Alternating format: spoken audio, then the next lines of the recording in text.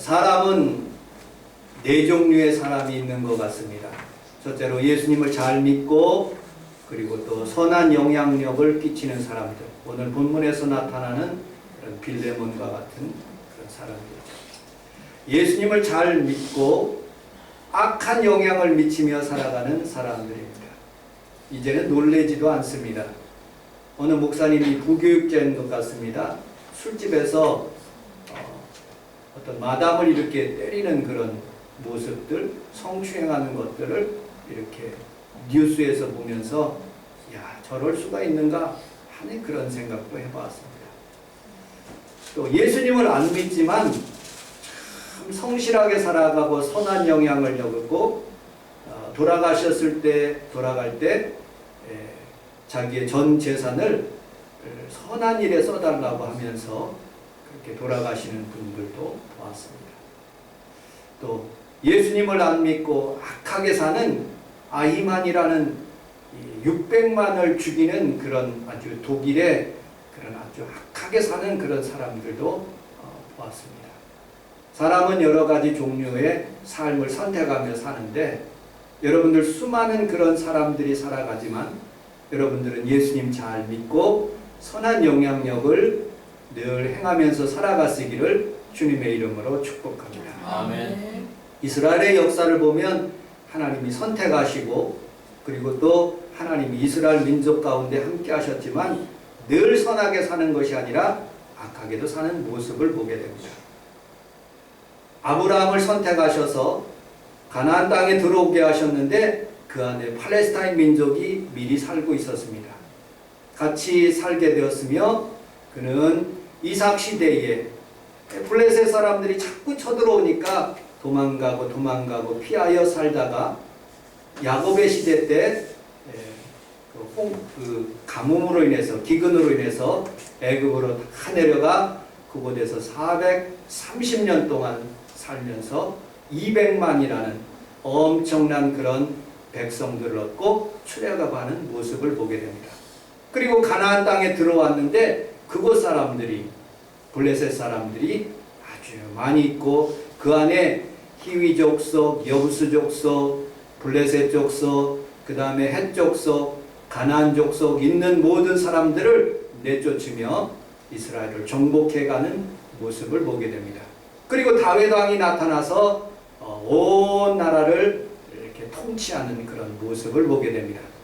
예수님께서 지금부터 2000년 전에 이스라엘 땅에 오셨지만 이스라엘 사람들은 예수님을 죽이는 그런 일들을 함으로써 하나님께서 돌 위에 돌 하나도 남기지 않고 이스라엘을 싹 쓸어버리시는 모습을 보게 됩니다. 예수님이 죽고 난 뒤에 70년 티투스라는 장군이 로마 장군이 와서 이스라엘 성벽을 다 헐어버리고 서쪽 벽만 남겨두고 다 헐어버렸습니다. 그래서 지금도 통곡의 벽이라고 해서 이스라엘 사람들은 자기의 기도 제목을 써놓고 거기에다가 등에다 집어넣고 열심히 기도하는 모습을 보게 됩니다.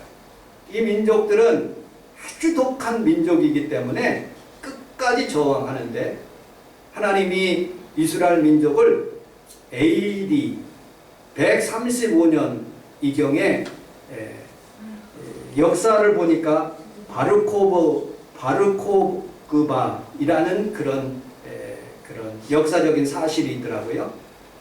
이 로마가 쳐들어와 가지고 하도 봉기를 많이 하니까 이스라엘 민족을 완전히 씨를 말리기 위해서 50개 성을 함락하고 58만 명을 죽이고 이스라엘 내에 있는 전 인구를 다 흩어버리시는 거예요. 전 세계로 다. 그런데 이스라엘 민족들이 전 세계에 흩어져서 2000년 동안 살아가면서 뭘 했느냐? 아주 머리가 좋고 돈이 제일이라고 생각해서 전 세계 돈을 긁어 모은 거예요. 이런 섹스피어의 베니스 상인이라는 그런 책에서 보면 세일록이라는 그런 사람이 유대인인데 이스라엘 사람인데 고리대금을 하는 거예요. 이스라엘 사람들은 고리대금을 그렇게 하지 말라고 그러는데 그 민족은 그렇게 하는 거예요. 그래서 여러분들 그 섹스피어의 책을 보면 이 돈을 안 내는 그 사람을 히프살을 떼어가지고 돈 안 내는 만큼 히프살을 떼어가지고 그렇게 고통을 줘가면서 사람들을 괴롭힌 거예요. 그러니까 전 세계 사람들이, 특별히 유럽에 있는 사람들이 아주 유대인이라면 학을 찌는 거예요. 이놈들을 반드시 죽여야 되겠다 생각해서 히틀러가 600만 명을 모아가지고 한꺼번에 다 가스실에서 죽게 하고 아우스 수용소에 감아갖고 천천히 죽이며 인구의 3분의 2, 유대인의 3분의 2가 죽었어요. 유대인들은 생각했어요. 돈 많이 벌어도 안 되겠다. 내 나라가 있어야 되겠다라는 생각을 들어서 그 당시에 2차 세계대전이 끝나고 난 뒤에 영국한테 부탁을 해서 유대인들이 다 시온의 짐으로 이스라엘 내로 다 모이기 시작한 거예요. 그리고 독립을 선포하는데 1948년에 이스라엘이 독립이 된 모습을 보게 됩니다. 여러분들 지금도 많은 이스라엘 사람들 앞에 많은 중동에 있는 사람들이 전쟁하지만 유대인들이 워낙 똑똑해서 이제는 지지 않는 모습을 보게 됩니다. 여러분들 한 개인이 어떻게 사는 것인가, 그리고 또 한 나라의 민족이 어떻게 운명을 결정하는 것은 자기가 어떤 방법을 통해서 사는 것인가를 우리가 살펴볼 수가 있었습니다. 자, 오늘 본문을 중심으로 함께 오네시모와 빌레몬은 어떤 삶을 살아가고 있는가 함께 살펴보도록 하겠습니다. 1절, 2절 같이 한번 읽어보도록 하겠습니다. 1절, 2절 시작. 그리스도 예수를 위하여 같이 다니는 바울과 형제들은 우리의 사랑을 받는 자는 연락자인 교회들과 자매 아피아와 우리와 함께 계시는 안티포와 내 집에 있는 교회의 편지하기를 바란다. 아멘. 사도 바울은 복음을 증거하는 일에 아주 목숨을 건 사람입니다. 예루살렘에 도착해서 복음을 증거하는데 유대인들이 붙잡히게 돼요. 로마 시민권을 받았기 때문에 여기에서 재판받으면 유대인들한테 죽을 것을 알고 그는 로마 가이사에게 재판받기 위해서 떠나는 거예요. 그리고 가이사라에서 배를 타고 여러분들 그 로마까지 이렇게 올라가는 과정 속에서 유라굴라라는 큰 광풍을 만나게 되는 거예요. 그럼에도 불구하고 로마에 도착해서 그는 새방에 살면서 복음을 증거했어요. 그 당시에는 로마 황제가 기독교를 핍박하지 않았기 때문에 자유롭게 복음을 증거할 수 있었어요. 그런데 네로라는 황제가 이렇게 오게 된 거예요. 네로라는 황제가 전 세계를 다스리면서 이스라엘도 다스렸을 때 유대인들을 핍박하고 예수 믿는 사람을 핍박하게 된 거예요. 그래서 사형언도를 때려서 이 사도 바울이 나이가 많아, 오늘 성경에 보니까 나이가 많아 감옥에 갇혔다고 성경은 말하고 있습니다. 그런데 오늘 오네시모라는 사람이 그 주인 빌레몬이라는 그런 주인에게 종으로서 살다가 돈을 훔친 거예요. 돈이 문제인 것 같아요. 돈을 훔쳐가지고 여러분들 감옥에 가게 돼요. 로마 감옥에. 뉴스를 보면 가까이에 있는 동교동에 있는 그런 김홍일 그런 분들이 재판이 붙었다는 그런 뉴스를 봤어요. 아버지 김대중 대통령, 이효 여사 얼마나 유명하신 분입니까? 존경하고 많은 사람들이 따라요. 지금도 가보면 김대중 도서관이 있고 소재관이 있고, 나 같으면 재산이 있으면 그 재산 물려줬으면 8억이나 되는 그런 노벨 상금을 받았고 사저가 있대요. 그런데 그 돈을 똑같이 나눠 가지라고 그랬나 봐요. 그런데 돈이 뭔지, 나 같으면 그냥 아버님, 어머님 유산으로 이렇게 후대에 이렇게 많은 사람들을 볼 수 있도록 그런 재단을 유지해서 그 돈을 다 거기에다 넣겠는데, 왜냐하면 국회의원도 돕고 훌륭한 그런 사업들도 많이 할 수 있었기 때문에 그들은 부자로 살 수가 있는데, 조금 더 돈을 갖기 위해서 물질로 그렇게 법적인 소송을 하는 모습을 보게 됩니다. 참 마음이 아픈 모습을 보여요. 여러분, 한때 이 오네시모도 이 돈 때문에 그 주인의 돈을 가지고 갔다가 로마에서 붙잡히게 되어서 감옥에 있는 사도 바울과 만나게 된 거예요. 사도 바울이 하나님의 말씀을 그 감옥에서 하나님의 말씀을 증거하고 그러니까 생명이 있는 것을 알고 이 오네시모가 은혜를 받은 거예요. 이 도둑놈이 이제 변하여서 새 사람이 된 거예요. 하나님의 말씀이 그 생명에 들어가니까 여러분들 성경에서 보니까 나의 아들이 되고 나의 신복이 되고 나의 동역자가 되었다고 성경은 말하고 있어요. 여러분들, 이 사람이 얼마나 성실하게 감옥에서 예수님을 잘 믿는지 이 사람이 이제 출소하게 되었어요. 그래서 레코멘데이션을 써준 거예요. 추천서를 써준 거예요. 너 빌레몬에게 가라. 네 주인에게 가라. 그 대신 내가 추천서를 써줄 테니까, 이 성경에 있는 이 추천서를 써줄 테니까 그에게 가서 그를 잘 섬겨라. 이 빌레몬에게 뭐라고 써줬냐면, 이 오네시모를 더 이상 종으로 대하지 말라. 왜냐? 이는 내 아들이다. 영적인 아들이다. 또 나의 신복이다. 나의 동역자이기 때문에 성도로서 교회를 세우는 일에 충성을 다하라고 그렇게 말씀을 주는 거예요. 그렇게 아름답게 이렇게 교제를 할 수 있도록 이렇게 만들어주는 사도 바울의 모습을 보게 됩니다. 우리 성원순복음교회도 우리 모든 성도들이 다 그동안에는 어떻게 살았는지는 모르지만 다 변화되고 하나님의 축복을 받아서 우리 성원순복음교회를 세우고 여러분들의 가정을 세우는 귀한 성도들의 가정이 되시기를 주님의 이름으로 축복합니다. 아멘. 자, 두 번째, 오늘 본문 8절 9절을 같이 한번 8절 9절 10절을 같이 한번 읽어보도록 하겠습니다. 8절 9절 10절 시작.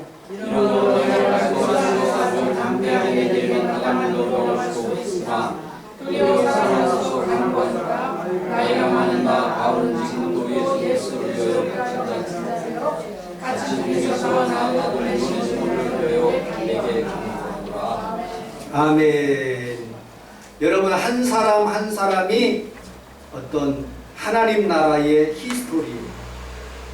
우리 성도들 한 분 한 분이 다 하나님 나라의 지금 성원순복음교회 교회의 히스토리인 거예요. 이 하나님 앞에서 오늘 성경에서 보니까 사도 바울의 아들이라는 거예요. 피 한 방울 섞이지 않았어요. 저는 우리 평강이에게 아들이라고 얘기할 수 있어요. 그런데 우리 교회에 나오는 수빈이, 다빈이, 평강이, 선민이, 수민이, 충이, 충한이, 아름이, 이슬이, 슬기, 대범이, 지섭이, 진리와 세은이, 조민재, 그 위에서 날마다 제가 기도하는 거든요. 18년 동안 걔네들을 위해서 기도하고 있어요. 그런데 여러분들, 그 아이들은 저에게 아들은 아니지만 영적인 아들이 될 수가 있는 거예요. 언제든지 돌아오면 귀한 자녀들이 평강의 친구들인데 다 하나님 앞에서 영적인 아들이 되는 거예요. 여러분들, 그뿐만 아니라 디모데전서 1장 2절에 보니까 참 아들 디모데에게 말한다고 말씀하고 있어요. 고린도전서 4장 17절에 보면 내 사랑하는 신실한 아들 디모데에게 말한다고 말씀하고 있어요.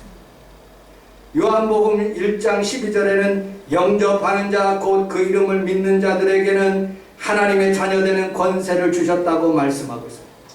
여러분들, 이 안에 여러분들 피도 섞이지 않았지만 여러분들은 하나의 형제요 자매요 하나님의 자녀인 것을 여러분들이 믿으시기를 주님의 이름으로 축복합니다. 아멘. 종종 이정철 목사님에게 전화가 와요. 그러면 저는 그렇게 얘기해요. 정철 형제님 이렇게 불러요. 최성원 목사님에게 전화 오면 성원 형제님 하고 이렇게 불러요. 어쩔 때 물론 그렇게 부르면 거북하기도 하지만 여러분 더 친근히 있어요. 왜냐하면 CCC 같이 공부했던 그런 이동원 목사님이라든지 홍정길 목사님이라든지 그런 모든 분들은 비록 목사 안수익을 받았더라도 이름 뒤에 형제를 부른대요. 더욱더 친근하게. 그리고 하나님의 자녀로서 같은 동역을 하고 있기 때문에 그렇다는 말을 들어봤습니다. 여러분들 오늘 오신 귀한 성도들은 영적으로 여러분들은 피를 나누지 않았지만 영적으로 한 형제여 자매인 것을 믿으시기를 주님의 이름으로 축복합니다. 아멘. 두 번째, 우리 11절, 12절을 같이 한번 읽어보도록 하겠습니다. 11절, 12절 시작. 그가 자신을 내게 일어나서 나와 내 주복이라. 아멘. 우리 함께 따라하겠습니다. 성도님은 나의 신복입니다. 나의 신복입니다. 신복이라고 그러면 조금 주목세계의 이렇게 깡패세계의 신복이라고 표현할 수가 있습니다. 또 여러분들 정치세계에서 말하면 신복이라고 표현할 수가 있죠. 대통령의 신복, 미국도 가고 저 북한의 특사로 가서 잘 얘기하는 대통령의 마음을 아는 그런 사람을 의미하고 있습니다. 국어사전에 보면 신복이라는 뜻을 이런 세 종류의 뜻이 있더라고요. 심, 마음과 배, 배와 가슴 그런 뜻을 가지고 있고요. 두 번째, 마음 깊은 곳 그런 뜻을 가지고 있고요. 세 번째, 마음 놓고 부리거나 일을 맡길 수 있는 사람 이렇게 표현되고 있어요. 우리는 성경에서 이 세 번째 이 단어를 우리가 선택할 수가 있는 것입니다. 우리 성원순복음교회는 어찌 보면 다 하나님의 신복이고 또 목사님의 신복인 것을 저는 믿습니다.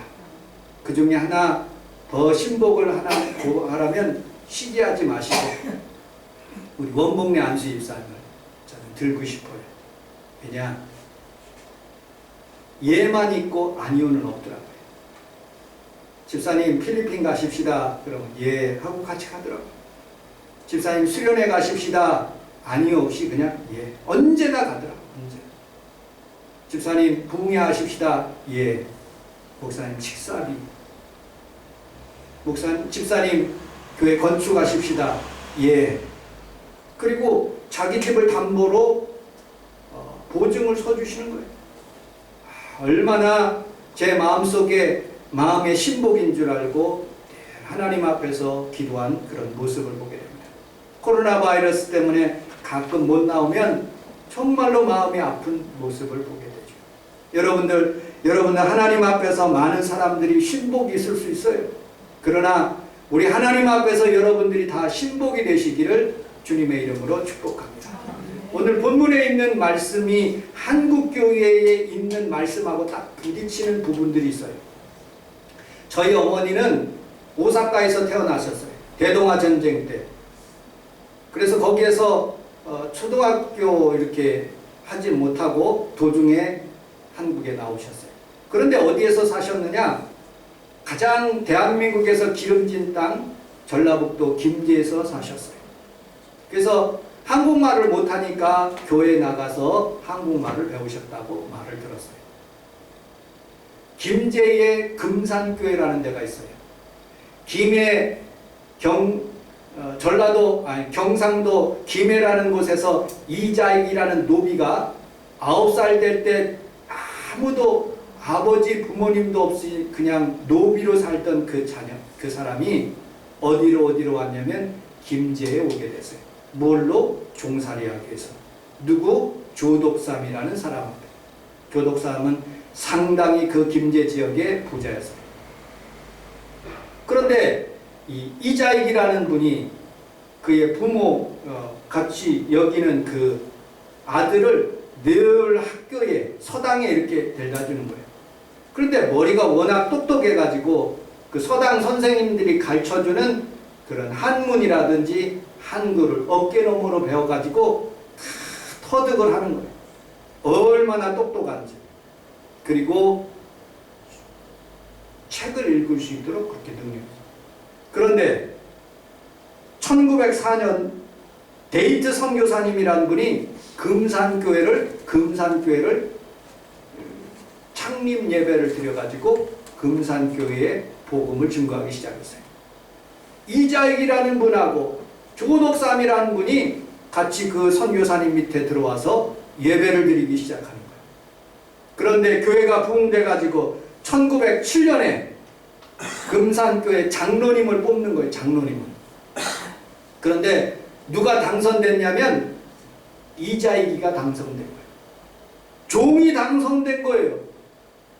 그때 조덕삼 그분이 영수라는 직분을 가진 분이 앞으로 나가서 이분은 나보다 더 신앙심이 깊고 훌륭한 사람이기 때문에 내가 그분을 섬기겠다고 한 거예요. 그런데 모두 다 깜짝 놀라는 거예요. 한국교회는 어떤 일이 있었느냐? 우리 김옥자 집사님이 다녔던 숭동교회, 그 교회에 장로 투표가 했는데 백정, 소, 돼지를 잡는 그 백정이 장로님이 된 거예요. 그런데 이것을 반대해가지고 교회가 딱 갈라진 거예요. 숭동교회 남고 안동교회가 갈라진 거예요. 백정하고는 같이 다닐 수가 없다는 거예요. 연동교회, 이영희 목사님이라고 굉장히 유명하신 분이 있어요. 연동교회도 이런 사건이 일어난 거예요. 가파치가 이 쌍놈이 장로가 된 거예요. 그러니 성도들이 쫙 갈라져 가지고 여기는 못 다닌다 해서 묘동교회가 형성된 거예요. 여러분들 그 유명한 연동교회, 묘동교회가 그렇게 갈라지게 된 거예요. 우리나라에 아주 그 4대 그런 계급이 있는데 그것이 완전히 기독교 안에서 무너지기 시작한 거예요. 김제에서 그런 일이 일어나기 시작해서 한국교회에 큰 영향력이 일어난 거예요. 그리고 조덕삼이라는 이분이 다음에 장로님이 돼서 이자익이라는 이 자기 종을 평양신학교에 보낸 거예요. 평양신학교에서 열심히 공부해가지고 마침내 졸업하니까 이 조덕삼이라는 이 장로님이 자기 교회 담임 목사님으로 모여서 지금은 이렇게 앉아서 예배드리지만 금산교회 가면 이쪽은 여자, 이쪽은 남자 도간에서 그리고 앉아서 무릎 꿇고 예배를 드리는 하나님의 말씀을 증거할 때 이 종이 하나님의 말씀을 증거할더라도 다 무릎 꿇고 조덕삼 장로님이 그 말씀을 경청하고 아멘으로 받아들여요. 그래서 마침내 이자익이라는 이분이 총회장을 전무후무하게 예전에도 없고 지금도 없고 오직 이분 한 분만 총회장을 3번이나 이렇게 해먹으십니다. 장로교에서 총회장을 2번 해먹으면 많이 해먹으시는데 3번을 그렇게 하셨어요. 여러분들 이자익 이 목사님의 후손들이 잘 됐다는 말은 못 들어봤는데 그런데 끝까지 잘 섬겼던 조덕삼 장로님의 자녀들은 다 잘 돼요. 여러분들 제가 조사해 보니까 유광학교를 해가지고 그 자손들이 다 학생들을 가르치고요. 그 유명한 사람도 있어요. 조세영 국회의원이라고 3선을 해봤어요. 국회의원 쓴소리 아주 유명하신 분이요. 이분은 일본 대사까지 하셨어요. 지금도 금산교회 장로님이에요. 여러분 그 아버지가 그 할아버지가 그 이자익 그 목사님을 잘 섬기고 비록 종이라 할지라도 하나님처럼 그렇게 섬겼더니 하나님께서 복을 내려주십니다. 빌레몬아 너도 오네시모를 그렇게 섬겨라는 거예요. 우리 성원 순복음교회 모든 성도들이 나는 비천에 나는 아는 것이 없어 그게 중요한 것이 아니라 하나님 앞에서 내가 얼마나 믿음을 지키며 이 교회를 사랑하고 하나님의 사람들을 섬기며 살아가는 것이 그것이 하나님이 기억하시는 것이고 하나님의 축복인 것이에요. 여러분들 삶 속에 그런 놀라운 일들이 일어나기를 주님의 이름으로 축복합니다. 아멘. 세 번째 마지막으로 16절 17절을 읽어보겠습니다. 16절 17절 시작. 이후로는 전파가 아니하고 종이 상속하고 사랑하는 특별히 일어나거든 그들로 육신과 주 안에서 상관된 일이라. 그러므로 내가 나를 불가하여 알텐데 불령력거리를 되게 하겠고. 아멘. 우리 함께 따라하겠습니다. 종으로 대하지 말고 종으로 대하지 말고 동역자로 대합시다. 동역자로 대합시다. 아멘. 성원 순복음교회 지난 주일날 2명 예배드렸어요. 2명. 근데 오늘은 조금 많이 와셔서 너무 감사합니다. 혼자 예배드리거나 2명이 예배드리거나 그렇게 하면 마음이 참 무너지더라고요. 잠언서 3장 10절에 보면 한 사람이 넘어지면 그 동무가 와서 일으켜 주거니와 둘이 누우면 따뜻하거니와 한 사람이면 패하겠거니와 두 사람이면 맞설 수 있다니 삼겹줄은 쉽게 끊어지지 않는데.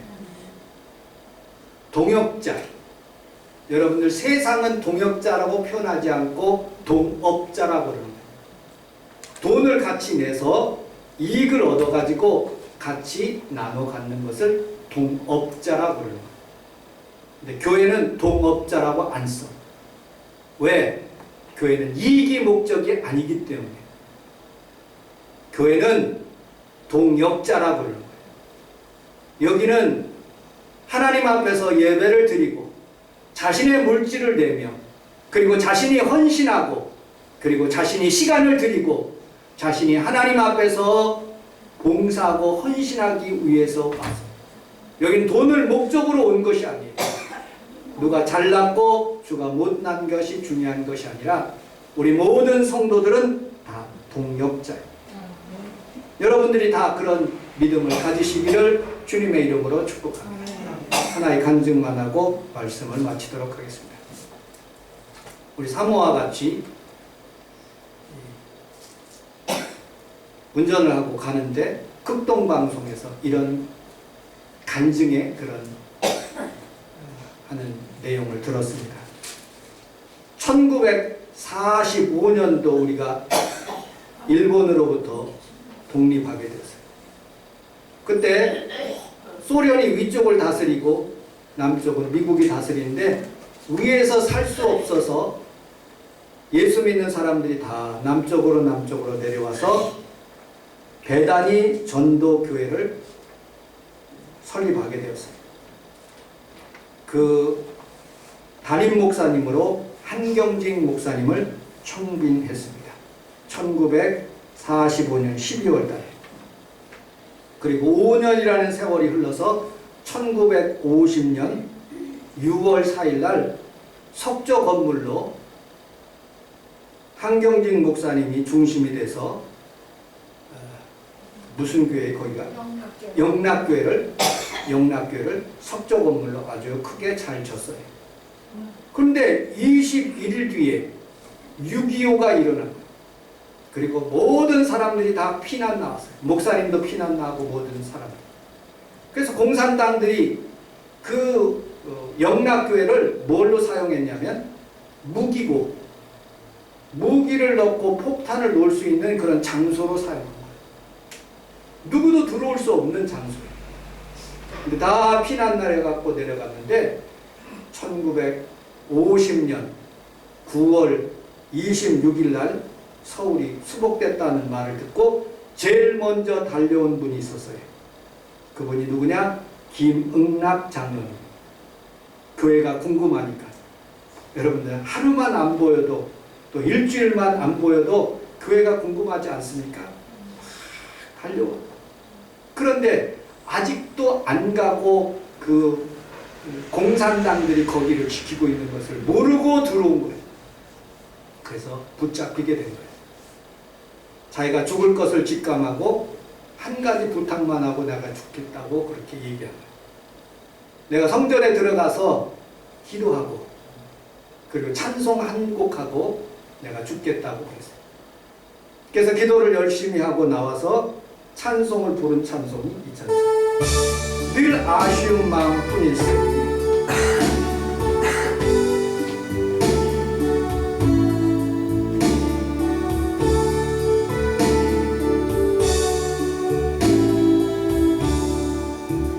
나의 기쁨 나의 소망 아이의 생명